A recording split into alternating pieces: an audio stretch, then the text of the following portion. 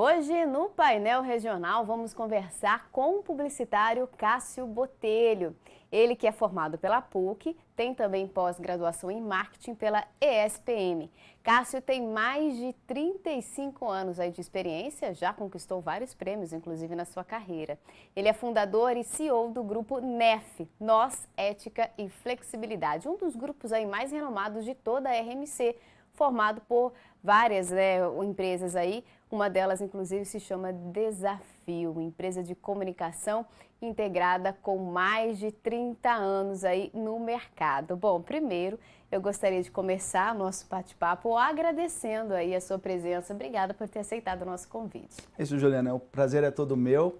É importante participar, eu costumo chamar de prosa, né? Dessas prosas de maneira de discutir um pouco o nosso mercado e contar com a tua audiência, com o teu carinho aí, pra gente é bastante importante. É isso, a gente tem assunto para falar um monte, né? Primeiro eu gostaria de começar a nossa conversa falando um pouco do Grupo NEF, né?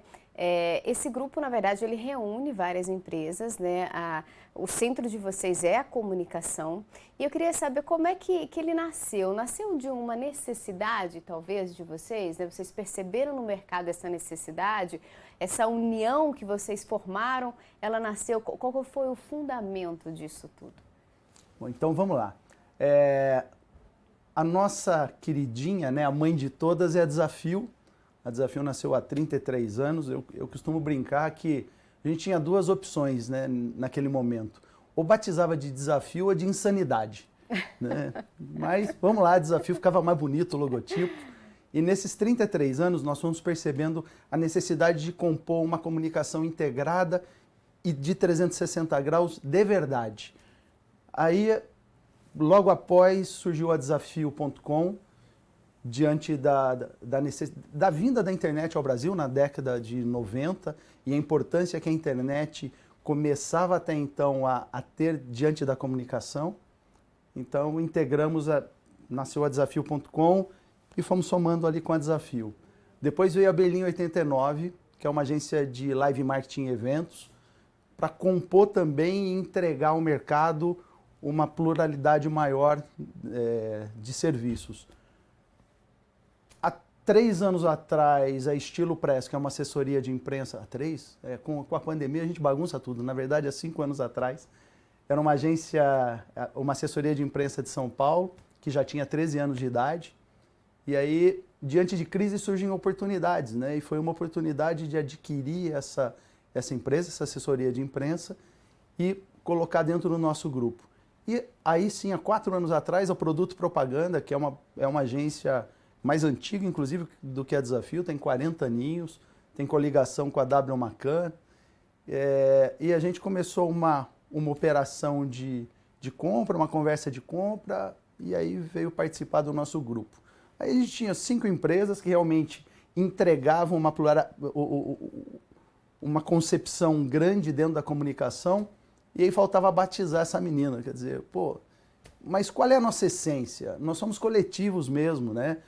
Conjugamos a primeira pessoa do plural, trabalhamos numa forma de squads e um time muito comprometido, então precisava ser o nós, né? Então, legal, isso a gente já sabia. O posicionamento ético, a gente acredita muito nessa profissão, então a ética precisava compor esse nome também. E diante de um mercado tão atípico e que se movimenta tanto e que muda tanto, a flexibilidade seria extremamente importante. E essa também era a nossa essência, né? O que a gente pode fazer para te ajudar? De que maneira a gente pode resolver esse problema, né? Em vez de maximizar esse problema, vamos tentar buscar as soluções diante disso. E aí surgiu o nome NEF, que traduzindo é uma composição coletiva, com flexibilidade, mas com posicionamento ético sempre muito objetivo. Que são aí princípios importantíssimos, né? Porque quando a gente fala de ética, a gente não negocia, né? Ética não é negociável, né? É um princípio que você vai seguir ele do começo ao fim.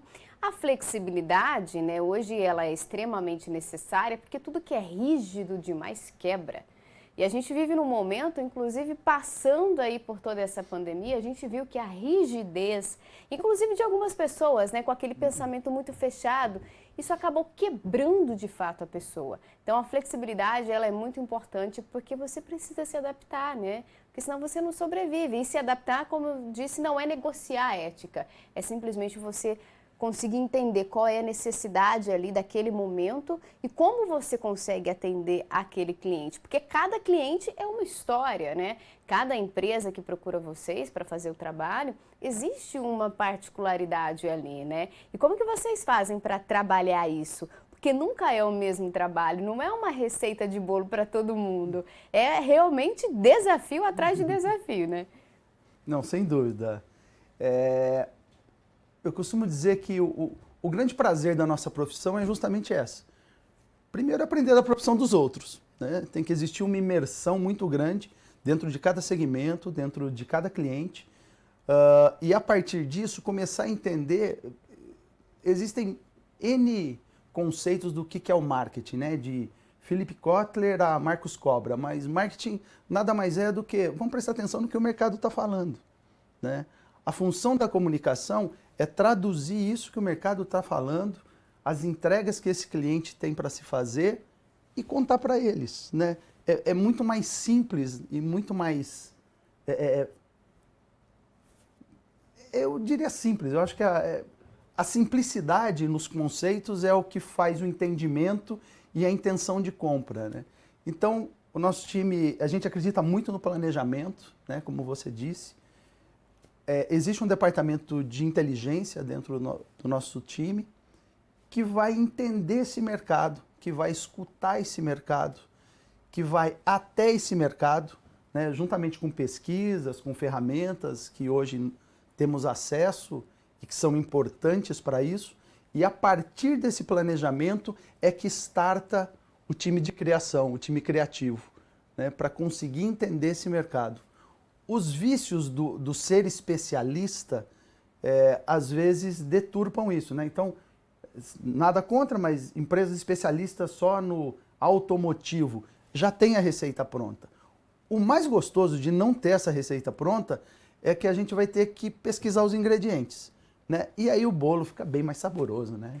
E com aquele toquezinho especial que é aquele ingrediente, né, que é segredo, né, que você... com toda a sua experiência e toda a sua história, né, você e todo o seu time, consegue detectar, né? Hoje, por exemplo, a gente fala em marketing, a gente pensa logo em internet, as redes sociais, né? As pessoas usam as páginas delas para promoverem os seus bens, né? O que fazem, o que vendem, enfim. Muitas vezes a própria pessoa é o produto dela. E vocês tiveram também que se adaptar a esse novo mercado, né? A essa exigência do mercado, que veio muito forte na pandemia. A gente já tinha, claro, a internet muito forte usada para divulgação, mas na pandemia a gente percebeu que as pessoas migraram e quem não migrou ficou literalmente para trás. Foi difícil para vocês até convencer, às vezes, clientes que desconheciam, né, esse mundo, porque estavam ali confortável, estava dando certo aquilo, né?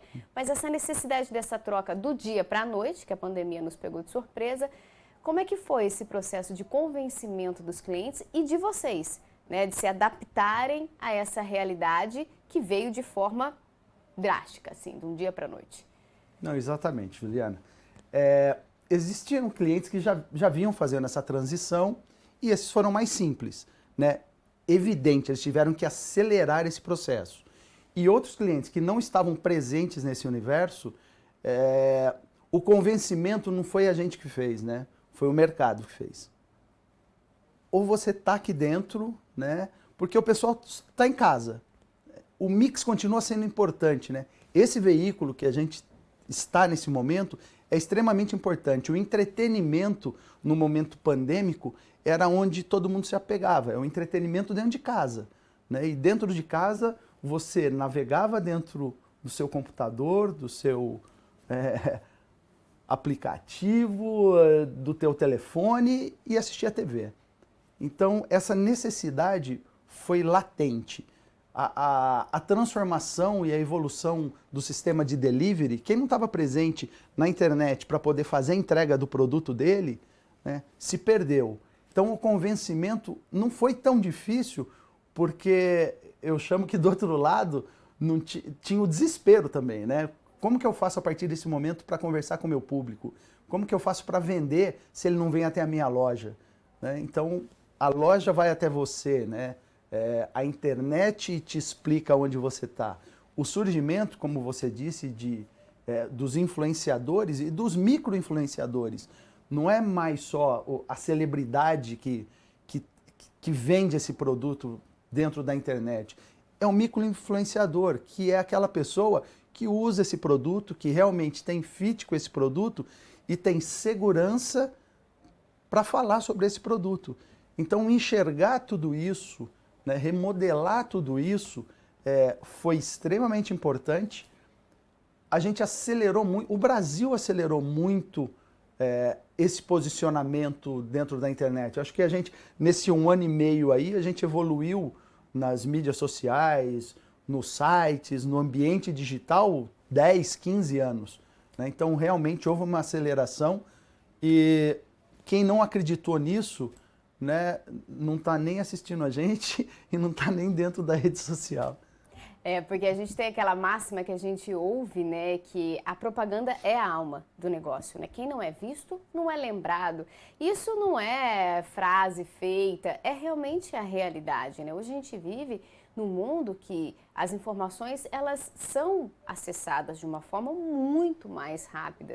Se parar para pensar, num passado não tão distante assim, né, há 10, 15 anos atrás, a realidade era completamente outra. A gente não tinha essa necessidade, né, de estar em exposição, porque tinha o chamado boca a boca, que eram os micro-influenciadores, só que sem rede social, né? Que é ali a Dona Maria que ia lá, comprava aquele produto, levava para casa e falava para a vizinha, que falava para outra. Hoje a gente precisa que esse boca a boca seja de uma forma mais ampla, e aí surgem então os influenciadores. Essa é a necessidade mesmo, porque a vizinha já não ia mais poder ficar conversando com a outra por conta da pandemia, né? Exatamente. Abriram-se muitas outras janelas, né? Não só a janela da vizinha. E é justamente isso. A informação hoje chega muito rápida, de uma forma imensa, e é por isso que a gente tem que estar atento a elas. Inclusive para entender que informação que é verdadeira e que informação que não é verdadeira, né? Então, isso é muito importante. É tão importante quanto a informação, é o discernimento para entender o que vale e o que não vale, né? Aliás, a gente vai falar disso porque as fake news, né, as notícias falsas aí disseminadas pela internet, que têm a mesma velocidade do que a notícia real, a verdadeira. E aí acaba, às vezes, atrapalhando, né, inclusive muitas pessoas aí, deixando as pessoas confusas, e isso traz várias consequências para a vida financeira, saúde, como a gente viu na pandemia. Aliás, esse é um assunto que a gente vai falar no próximo bloco, porque eu quero saber de vocês como é que é essa interação de TV com internet. Muito se falou que a TV ia perder espaço para a internet, que esse avanço da internet seria o fim da TV aberta, né? Houve aí muito falatório nesse sentido.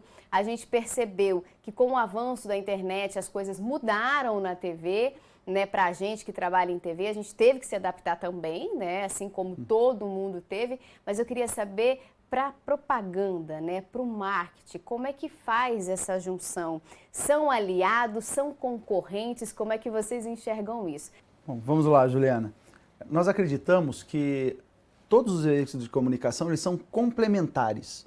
É um mito, como você citou, o rádio não acabou, ele se fortaleceu, ele evoluiu, ele também entrou na internet, né? Ele tem essa transmissão através dos sinais da internet também, e isso também veio, a chegada dos streamings, a TV acabou, né? Não vai ter mais conteúdo. Pelo contrário, né? O que importa é o conteúdo, é a entrega, e os veículos eles são complementares, né? E é o famoso segunda tela. A geração dos meus filhos, por exemplo, eles assistem a TV com o celular na mão, né? Eles enxergam uma coisa lá e pesquisam aqui. O QR Code que tem muitos anúncios, ou mesmo diante da TV, com links para o programa, né? Então, existe uma interação. é o que a gente chama de cross de mídia. A importância de você acompanhar a jornada do consumidor é o que ele faz, são os hábitos. E o consumidor continua escutando rádio, continua assistindo TV, também assiste seu seriadinho no streaming, né? Também e muitas vezes dentro do ambiente digital mesmo, do seu desktop ou do seu celular. Então são veículos complementares. Nem só a internet vende sozinha, né? Porque também não adianta achar que a gente vai botar R$ 1 no Facebook e tudo vai dar certo, né? Também isso é uma fantasia. É um mix disso tudo, é entender onde o consumidor está presente, com quem eu quero falar. É importante a gente saber exatamente, eu quero falar com você, o que você está fazendo agora, né? Então, não vai acabar, é brincadeirinha, né? É mito e são complementares e são verdadeiramente veículos importantes e dentro dos seus aspectos. Uhum. A TV, por exemplo, é o que a gente chama do melhor veículo nessa base institucional, para dar o polimento da marca. A TV passou a ser a fonte, né? Quando a gente falou no fake news do digital lá atrás, quer dizer, mas se você viu na TV, pô, beleza. Então essa é uma verdade. Então continua sendo complementar. É a credibilidade, né? Porque às vezes as pessoas acabam vendo ali na internet, né? E já nem sabem mais o que é golpe, tem medo às vezes de clicar ali no link que recebeu, porque, né, infelizmente é uma realidade da internet, né? Vários golpes acontecem a todo momento. Então a TV é um meio que a pessoa, acho que ela se sente mais segura. Eu vou assistir a TV e não vou sofrer nenhum golpe dentro de casa, né? Porque eu estou assistindo a TV. E se a informação chegou até ali, é porque ela é real. E, de fato, a TV tem uma equipe, né? Toda TV, todo jornalismo, tem uma equipe de checagem. E por conta da credibilidade, que é algo que a gente não pode perder jamais, porque se perder, acabou, é falência na certa, a gente também faz esse polimento na questão das propagandas, né? Ninguém quer se vincular com algo que não é legal. Então, eu acredito que isso também deve influenciar bastante quando as pessoas veem uma propaganda na TV. Também passa esse ar de credibilidade. Ah, então eu estou vendo essa propaganda, realmente essa oferta existe, ela é real. Vocês sentem isso? Não, isso é totalmente verdadeiro, né? É por isso que eu disse que, assim, estar presente nos meios vale muito a pena. E a TV, ela valida aquela comunicação que eu vi, que eu escutei no rádio, né, que eu vi dentro de um ambiente digital. Ela realmente está muito ligada, como você disse, à credibilidade, à verdade, né? E muitas vezes, quer dizer, dentro do break do teu jornal, né? Se você assistiu dentro desse break, instintivamente a imagem da credibilidade do teu jornal está ali dentro. Então a gente também está se apropriando da credibilidade da programação dentro da TV. E esse é um trabalho de expertise, né, de vocês que trabalham com a publicidade e propaganda para saber a hora certa, o local certo de anunciar, porque não é um investimento barato, né? Principalmente quando a gente fala de grandes empresas, precisa ser certeiro. E esse estudo é o que faz a diferença, né? Do que a pessoa pega e fala, vou anunciar em qualquer lugar de qualquer jeito. Não funciona, né? Não, em investimento em grade publicitária, em comunicação, não pode existir o eu acho. O eu acho está errado. É a certeza. Para isso, realmente, é o nosso bastidor, né? Vocês têm os bastidores de vocês, a gente tem os nossos bastidores, que é um bastidor de inteligência, é um bastidor de fundamentação, onde você tem ferramentas como diversas pesquisas, análises que se sobrepõem e a inteligência das pessoas, de entender essas pesquisas, entender esses ambientes para poder colocar aquele anúncio específico daquele produto específico num horário, numa programação, num espaço onde aquele consumidor específico estará presente. Então, realmente é um trabalho de bastidor grande até chegar a gente assistir, né? No produto final, né? É isso aí. Agora, falando em consumidor, a gente sabe que o consumidor ficou bem mais crítico, ainda mais agora com a evolução aí de tudo que a gente viu na internet. Eu queria saber quais são as projeções para 2022, né? A gente vem numa retomada, né, da pandemia por conta da vacinação, e eu queria saber de vocês, assim, do mercado, além da questão do mercado mesmo, para quem está pensando em começar nessa área, que é fascinante. Eu gosto, sou suspeita em falar, que a gente está ali, né, pertinho. É uma área que fascina justamente por isso, né, por não ter receita pronta, por você se desafiar todos os dias. É uma área promissora. A gente observa o surgimento da internet. Talvez vá surgir algo mais diferente. Vocês já estão... Porque vocês têm que ver lá na frente, né? Vocês já estão enxergando algum outro surgimento? Como é que são as projeções aí para 2022? Vamos lá, então antes de falar de 2022, eu vou voltar um pouquinho para a gente entender como o mercado se movimenta de forma tão rápida. Quando a Desafio nasceu, eu fazia as minhas reservas nos veículos num Telex, né? Muita gente está assistindo agora vai ter que olhar antropologicamente, né? Quer dizer, putz, o que é Telex?